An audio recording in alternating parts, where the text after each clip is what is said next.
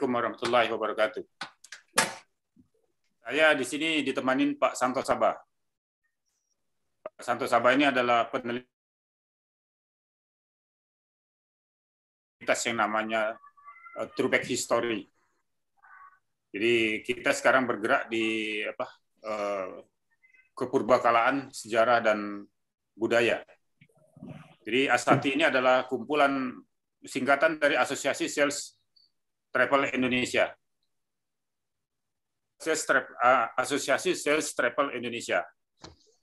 Jadi kita berbicara dengan travel dan membernya atau anggotanya adalah owner biro perjalanan wisata di seluruh Indonesia. Kita ada di 29 provinsi. Kerjaan kita adalah membuat produk, menjual produk, mempromosikan produk, dan bekerja dengan Pemda setempat di seluruh kabupaten. Kita ingin setiap kabupaten ada satu produk. Seandainya ini terpenuhi semua kabupaten mempunyai satu produk, berarti ada 514 produk pariwisata yang kami kembangkan. Di samping itu juga kita melihat ada satu potensi industri kreatif yang ada di daerah. Industri kreatif, bahkan UMKM itu kita rangkul semua, dan itu adalah bumbu-bumbu daripada pariwisata. Selain objek wisata atau destinasi, mereka juga butuh souvenir, mereka juga butuh oleh-oleh, mereka juga butuh kuliner. Itu yang kami jadikan satu. Nah, 2021 lalu kami punya program namanya Jelajah Negeriku. Kita sudah mengeksplor 19 provinsi yang ada di Republik ini. Kita angkat, kita tampilkan dalam bentuk webinar. Jadi kita jelajah negeri itu adalah jalan-jalan ala ASATI lewat virtual.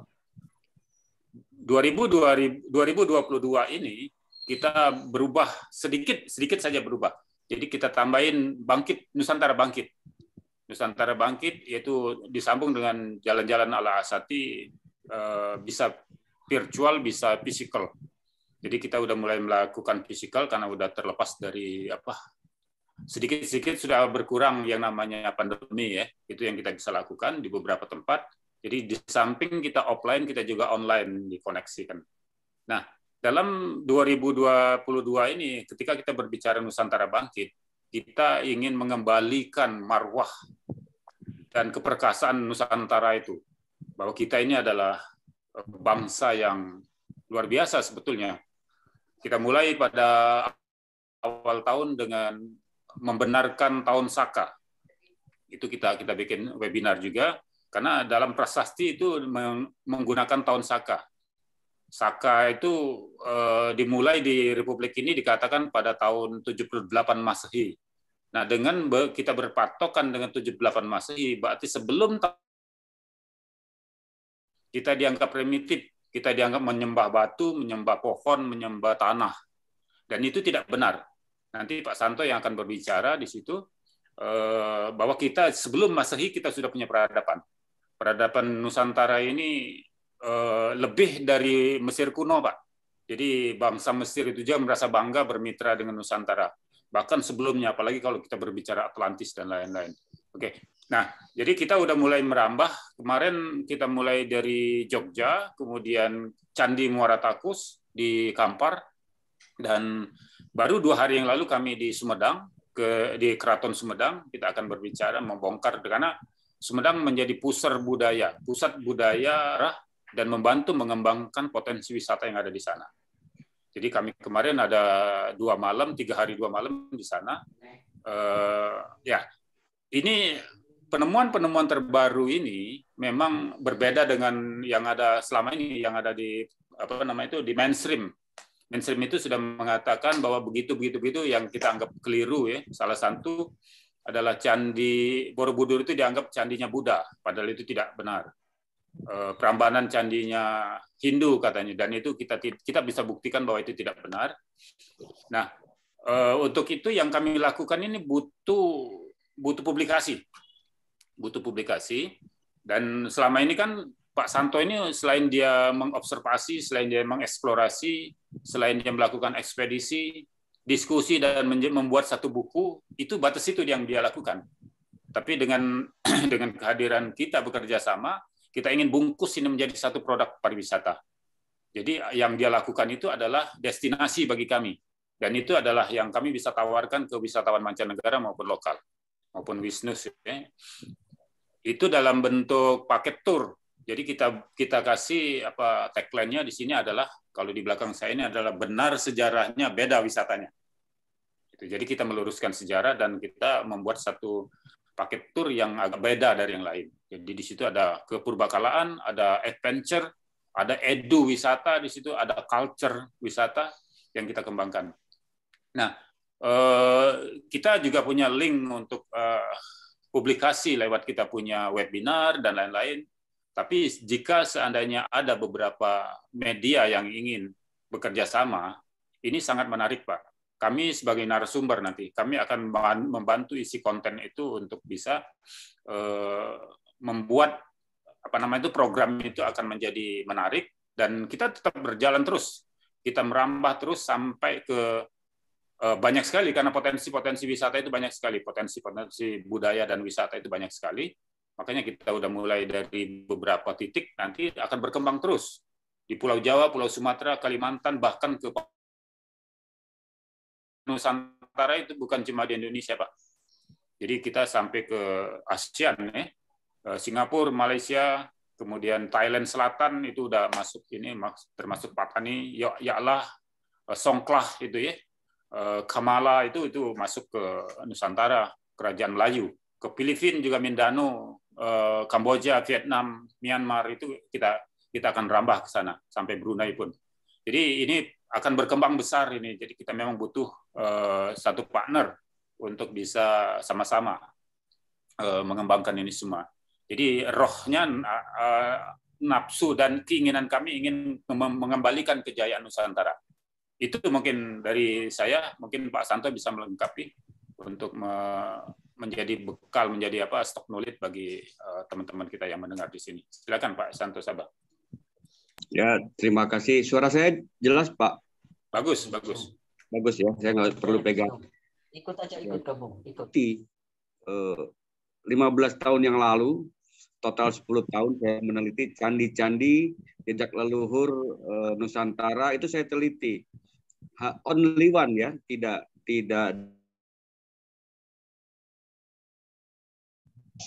pemerintah tapi sendiri.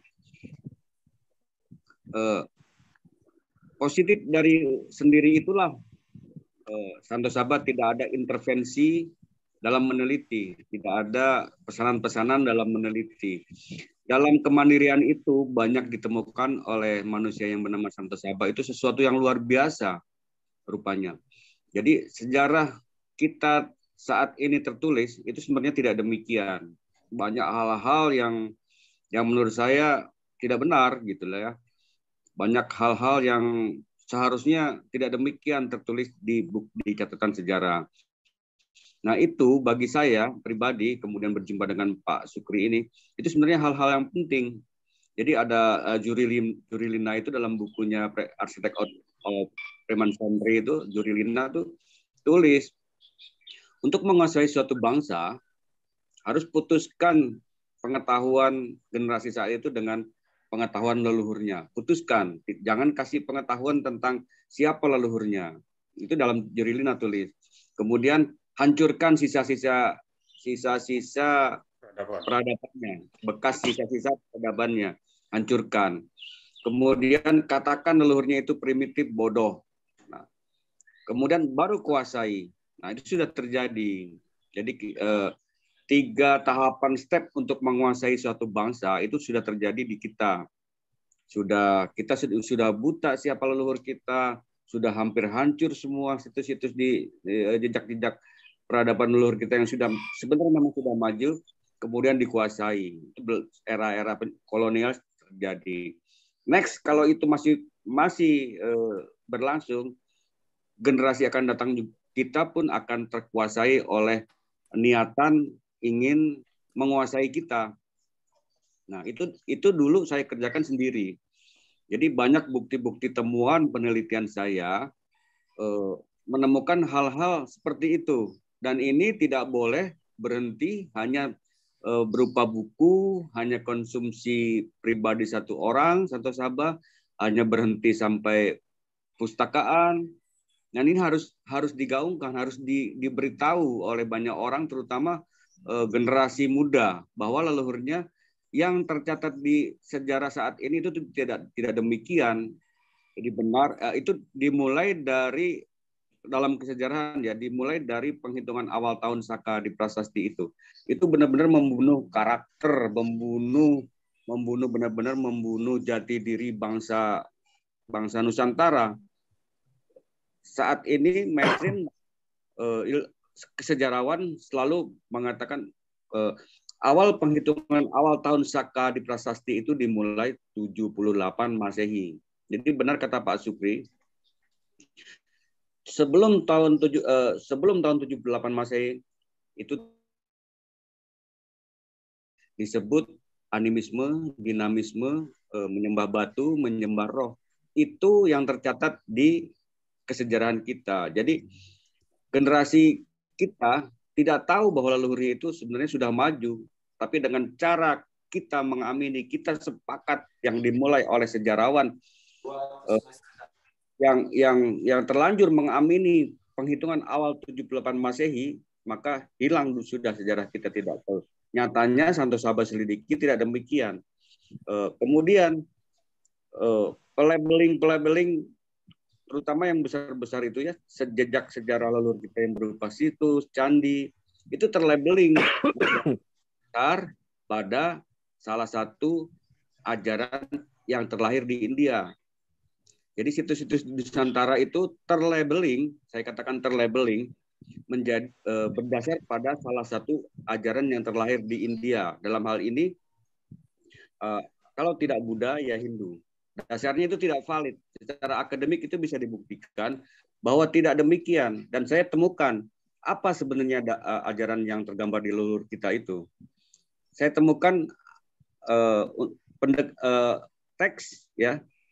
Apa itu ajarannya? Itu sebenarnya Dharma namanya. Dan Dharma itu jelas-jelas ada di relip Borobudur. Kusala Dharma Bhajana, kemudian Vinaya Dharma kayak cita. Saya ulang lagi ya. Kusala Dharma Bhajana, Vinaya Dharma kayak kita.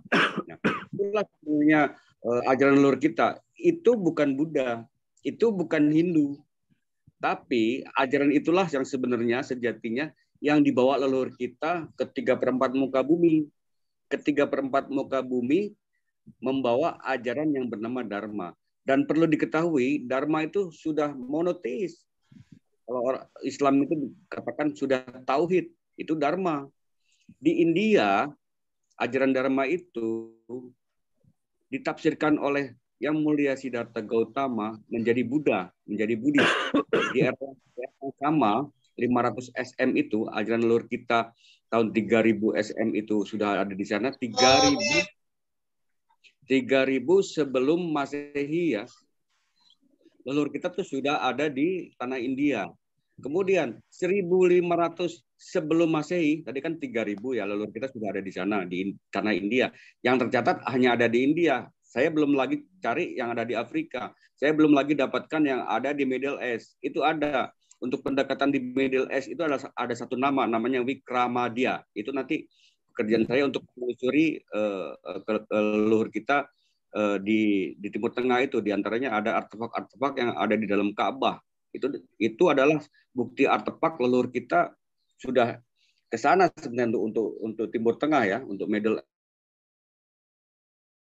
Leluhur kita tahun 3000 sebelum Masehi sudah ada di sana, 3000 sebelum Masehi, tercatat ya oleh pencatatan sejarah Eropa. 3000 ada kaum yang bernama Sekitia, disebutnya kalau orang Eropa tuh Cakya, Saka. Nah, Saka itulah leluhur kita. Dan Saka ini sebenarnya leluhur kita itu sebenarnya Arya. Kalau dia pendatang ya. Kalau penduduk asli India itu Dravida. Catatan Eropa tulis bangsa pendatang itu yang disebutnya Arya, kata orang Eropa disebutnya Sekitia, itu menulis Veda 1500 sebelum Masehi, menulis Veda. Jadi Veda itu ditulis oleh bangsa pendatang ya. Veda itu ditulis oleh bangsa pendatang yang disebutnya Sekitia, Cakya atau Arya. Itu sebenarnya di kita. Nah, kata-kata Cakya ini ada di relief Borobudur. Itu dengan teks kata Mahe Cakya. Itu leluhur kita. Cakya itu sebenarnya yang di tahun 3000 SM ada di India, kemudian 1500 itu menulis Veda. 500 menulis Veda ya leluhur kita ya. Jadi perlu dicatat timeline-nya waktunya ya. 3000 SM sebelum Masehi leluhur kita sudah ada di sana. 1500 SM leluhur kita bangsa Arya pendatang Sekitia, Cakya ada di relief Borobudur namanya Mahe Cakya. Itu menulis Veda. 1500 menulis Veda. Oke, perjalanannya Veda itu kan dipakai banyak orang-orang India di sana. Jadi di masa tahun 500 SM, 500 ya tadi timeline-nya 3000 ada bangsa Arya yang datang ke sana, kemudian 1500 menulis Veda ya timeline-nya. 500 SM ada dua sosok yang menafsirkan baru tafsir baru terhadap pemahaman baru terhadap Veda ya. Pak Santos, Ya. sebentar. Ya, saya pikir apa yang disampaikan Pak Sukri, apa yang disampaikan Pak Santo Sabah, ini hal yang memang ya demikian karena saya juga sering mengikuti programnya Pak Sukri. Jadi program Pak Sukri ya memang mengangkat budaya-budaya yang memang selama ini tidak terangkat, tidak terekspos juga. Apalagi penelitian-penelitian yang disampaikan tadi Pak Santoso Sabah, ya bagi kita sebagai orang awam sebenarnya tertarik sekali. Tapi bagaimana pengemasannya memang ada satu tersendiri orang yang paham ya secara audiovisual. Ya. Kan tinggal bagaimana mengcreate-nya, bagaimana sumbernya dari siapa? Sumbernya bisa dari Pak Santosa ya. Sumbernya dari Pak Sukri, tapi bagaimana kita mengkreatnya menjadi sesuatu, ya. Apalagi bahannya ada, ininya ada. Tinggal kita todong mic ke narasumber, sampaikan cerita ini, kemudian insert gambar juga menarik Pak Sukri. Insert gambarnya boleh dalam bentuk still foto, boleh dalam bentuk reel yang ada yang masih tertinggal secara bentuk fisiknya walaupun itu kecil atau apa. Misalnya candi yang selama ini nggak tercover, tinggal berantakannya kita ambil gambarnya. Misalnya Pak Santosa bilang dengan testimoninya, tinggal insert gambar. Dikuatkan dengan statement dari Pak Santosa. Ini menjadi sesuatu sebenarnya. Pak Sukri dapat kepercayaan di salah satu stasiun TV, di TV Pariwisata. Cuman beliaunya, ini langsung yang punya nih Pak Santosa. Beliaunya ini karena lagi COVID nggak mau ketemu. Saya dengan Pak Sukri udah langsung, dan Pak Sukri ternyata udah kenal dengan beliaunya juga. Ini langsung TV Pariwisata Pak. Langsung Pariwisata. Dan kita tinggal klik aja sebenarnya. Cuman karena satu kondisi darurat begini, akhirnya kita tertunda-tunda. Dalam ditunda-tunda itulah saya ketemu dengan salah satu produser, dengan Pak Santosa, walaupun baru kenal, ya lihat aja di wajahnya. Dari ini kan secara psikologis kan udah bisa kelihatan. Karena saya bagaimanapun saya juga kan jurnalis juga paham kayak gitu. Begitu Pak Santosa. Jadi ceritanya ketemu, udah teman lama ketemu kayak gitu. Gimana Pak Sukri? Di luar dugaan nih. Pak Amin ini yang memproduksinya Pak Santo. Dia Nanti yang jago, saya langsung produksi Pak Santosa. Jadi dia langsung saya yang eksekusinya. Ya. Jadi dia produsernya langsung. Jadi nanti saya langsung angka biaya-biaya itu dia tahu semua itu. Soal biaya, soal itu, dan bagaimana untuk supaya ya paling enggak irit di biayanya bagaimana kayak gitu. Itu hal-hal yang sepele lah. Saya bagaimana kita juga dapat ya kan Pak Amin? Saya di Indosiar 18 tahun Pak. Kemudian saya di Antv, kemudian di MMC, ya terakhir saya di TV Korea. Jadi bagi saya hal yang kayak gini hal yang biasa. Cuma bagaimana kita meng-create menjadi sesuatu yang bisa bermanfaat untuk pemirsa, untuk penonton, untuk publik kan begitu. Yeah. Soal nanti bagaimananya kalau kita nggak dapat gambarnya, kita punya narasumbernya tinggal wawancara. Kurang gambar kita tinggal insert. Kalau misalnya ada gambar yang mendukung dari YouTube, kita kasih courtesy. Courtesy dari YouTube. Nggak ada masalah, why not? Ya. Nggak ada masalah. Nggak ada masalah, Betul. nggak ada Pak Amin. masalah. Nggak ada masalah. Amin izin. Artinya Pak Santoso tinggal ngomong, dikuatkan dengan gambar dari YouTube, kita kasih courtesy. Kita nggak apa-apa. Kita nggak dituntut. Courtesy YouTube, nggak ada masalah. Jadi dengan disampaikan Pak Santosa dengan atau Pak Sukri, sekarang udah zaman digital Pak, semuanya orang saling membutuhkan gambar, semua orang membutuhkan informasi, semua orang saling membutuhkan. Bisa jadi gambar kita diminta ke sana, bisa jadi gambar kita, informasi kita diserap ke sana, dan kita juga butuh. Cuman jangan lupa kita harus cantumkan sumber. Nah itu etika dari jurnalis ya. Jadi kode etiknya harus ada, kita harus cantumkan itu. Tidak ada masalah. Secara pribadi, waduh, saya mohon maaf banget ini sama Pak Santosa nih, ya Allah, mohon maaf banget Pak Santosa, mohon maaf banget nih. Ya Pak Sukri ya. Coba Mas Santo mau bicara. Silakan Mas Santo. Ya, Mas Amin, mantap. Inilah Pak yang butuhkan. Jadi terpilih ya dari 4 orang terpilih. Inilah Mas Amin Pak. Itu proses. Nah bicara. Padahal ini sesuatu. Ya, ini sesuatu. Ya, bagaimana kita mengemasnya, itulah kemampuan kita. Kalau kita nggak mampu, kan ada narasumber. Narasumber bisa dari berbagai, bisa dari pejabat, publik, ya, dari mana aja, ya. Kan intinya bikin suatu program acara kan begitu, Pak.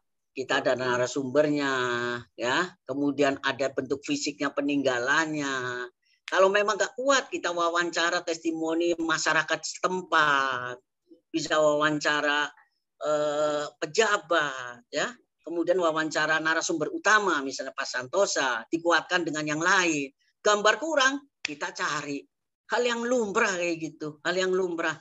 Kalau kurang sesuatu lumrah, kan kita bikin sesuatu nggak semua. Betul, ini kan kita Pak Santo ini baru membuka sedikit Pak. Ya. Saya kan punya stok Pak. Pak Amin tahu kan bagaimana seluruh Sultan Nusantara itu kan ada di saya kan. Ya. Itu kita bongkar semua nanti itu satu-satu. Ya Pak. Dan itu menjadi konten menarik gitu kan. Iya. Jadi kalau kita udah berbicara kesultanan, itu akan berbicara budaya, akan berbicara kuliner, akan berbicara fashion di situ. Iya. Yang lama-lama justru kan peradaban itu muncul. Nah dia tidak melihat di situ. Dia kan kita kalau kita bicara Kesultanan Cirebon coba. Kalau kita bahas Cirebon itu dari ujung ke ujung panjang ceritanya. Kita pernah ketemu sultannya. Ingat nggak Pak Sukri? Iya. Kalau kita ngorek, kita kupas tuntas, itu bisa panjang Pak Sukri, menjadi sesuatu. Sultannya almarhum sudah Pak Min. Iya, bagaimana mengemasnya.